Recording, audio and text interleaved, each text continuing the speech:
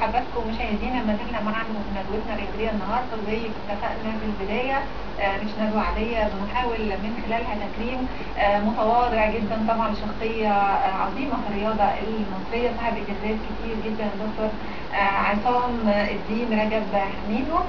لكن معانا كمان الكابتن شريف صلاح الدين والكابتن ايهاب حسنين. كابتن شريف حضرتك كنت قريب قوي فتره من الفترات تحديدا في اولمبياد سول 88 من الدكتور عصام، يعني نحكي عن الفتره دي كده واتكلمنا عنها.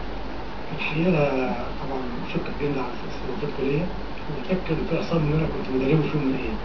يعني دي حاجه جميله جدا ان يكون عنده لاعب نموذج زي دكتور عصام.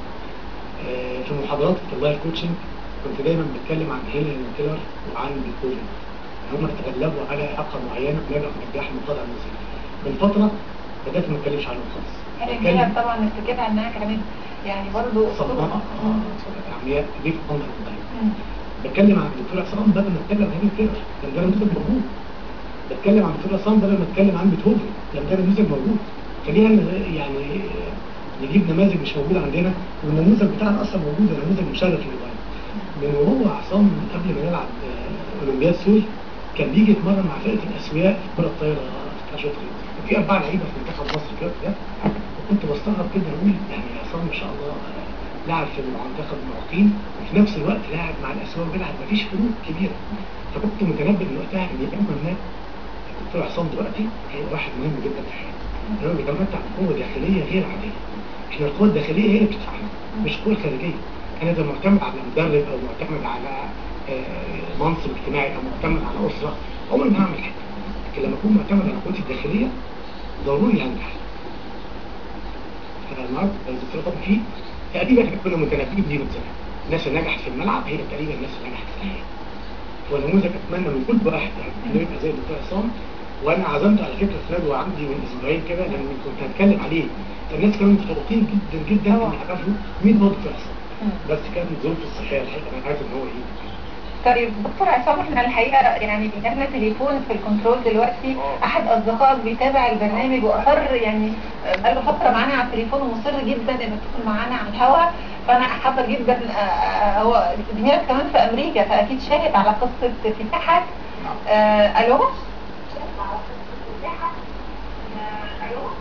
الو السلام عليكم. عليكم السلام ورحمه الله وبركاته. يا ريت توصي. والله انا بس عايز اشكر البرنامج بعد اذنك اولا حضرتك وطي التلفزيون خالص عشان عامل لنا مشكله في الصوت. كابتن طارق عباس اتفضل. كابتن طارق عباس. انا والله احب اشكر الدكتور عصام على انه بصراحه خلاني الفتره اللي انا عشتها في امريكا معاه 13 سنه وقابلته بالصدفه هناك سبحان الله يعني بعد 20 سنه. وكان الدكتور عصام انا عرفته ازاي في منتخب السباحه زمان وكده. وبعد كده الدكتور عصام عرفته عن طريق واحد صاحبي في امريكا بلعب تنس وقال لي تعرف عصام حميد؟ قلت له طبعا يعني ده لاعب مصر. قال لي ده بلعب تنس في منتخب امريكا كان ممكن تليفونه او اي حاجه. وعرفت اوصل للدكتور عصام بعد حوالي اكثر من يعني احنا كنا بنلعب في منتخب مصر السباحه عكس بعض كده. بس منه ايه يا كابتن طارق في رحله الكفاح الطويله دي؟ يعني اهم حاجه ممكن في عجاله سريعه جدا تقولها لنا ميزت قوي الدكتور عصام. الانسان ما بيفكرش في نفسه. بصراحه انا رحت زرته هناك بعد الفتره الطويله دي.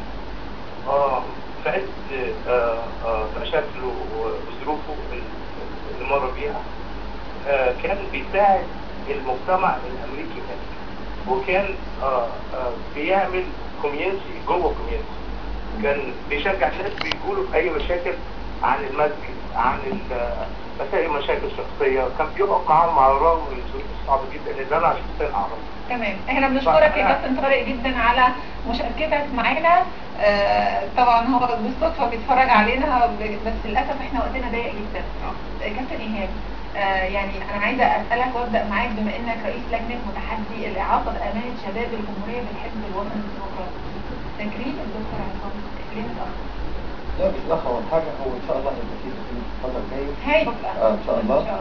ويعني احنا كلجنة اتحاد الإعاقة في الحزب الوطني كان السنة اللي فاتت كرمنا بعثة منتخب مصر للمعاقين اللي كان حصل على 12 ميدالية في دورة بيجين 2008. حضرتك عارفة إن منتخب مصر حصل على 12 ميدالية، 4 ذهب و4 فضة و4 برونز، وكرمه. وكان متواجد طبعا الأستاذ جمال مبارك أمين السياسات، وطبعا الأستاذ صبري الشريف رئيس مجلس الشورى. فطبعا دي كانت دفعة، خصوصا إن شاء الله الفترة الجاية هنعمل حاجة لاتحاد الإعاقة. دي بالنسبة كشغل أمان شرف الحزب الوطني. نيجي حاجة التعليق. حضرتك بتقول إن أنا بالنسبة بعرضك لاتحاد الإعاقة بالذات غير فرق الأسواق. جات فرصة دلوقتي يعني تزوين عصام من حوالي 20 سنة كلاعب. عصام في الملعب ما بيحبش يدرب، يعني معروف عنه إنه ما بيحبش يدرب، وللأسف الجيل بتاعنا الجيل القديم ده ما كانش حاجة عنه. لما جات لي فرصة بقيت أنا دلوقتي بقيت بعلق على الماتشات، أجيب يا جماعة ده زمان اللي هو الجيل اللي ما كانش حد يعرف فيه حاجة، فبقيت فرصة أرد الدين للمجموعة اللي هي ما حدش يعرف عنها حاجة، وبقيت ألقي الضوء عليه. كأمثال دكتور عصام، حسن عبد الله، حسان، يعني مجموعة وأنا بتكلم فرصة.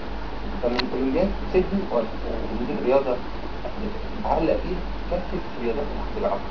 فدي كانت فرصة وإشباع داخلي اللي أنا عايز، يعني الحرام منه زمان إن ما كانش في حد يعرف فين المعاقين.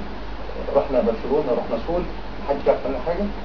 بعد كده جات لي فرصة إن أنا أقول ده في الجيل الأولاني اللي هو كذا وكذا وكذا. وبنشكرك طبعا حضرتك أتحت لنا الفرصة دي النهارده ان الدكتور عصام يكون موجود معانا والكابتن شريف طبعا، عشان زي ما قال الاستاذ ابراهيم حجازي هو مش محتاج التكريم بتاعنا، هو نال التكريم من ارفع المستويات في العالم، لكن احنا عايزين ان احنا اللي نستفيد منه، واحنا يعني فعلا نشوف تجربته ونتعرف اكتر ازاي ممكن الانسان يتحدى نفسه يتحدى كل ظروفه. هرجع مره ثانيه للدكتور عصام وهنتكلم عن تكريم 2 من رؤساء الولايات المتحده الامريكيه لحضرتك، ووصولك دلوقتي ان انت استاذ دكتور في كليه التربيه الرياضيه في الولايات المتحده الامريكيه. بس بعد اذنك فاصل اعلاني وهنرجع على طول.